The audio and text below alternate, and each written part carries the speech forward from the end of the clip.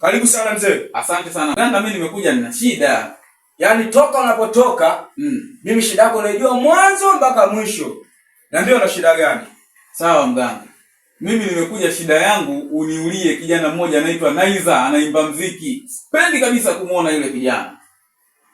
Sawa. Gharama yake bizi Bilioni 2?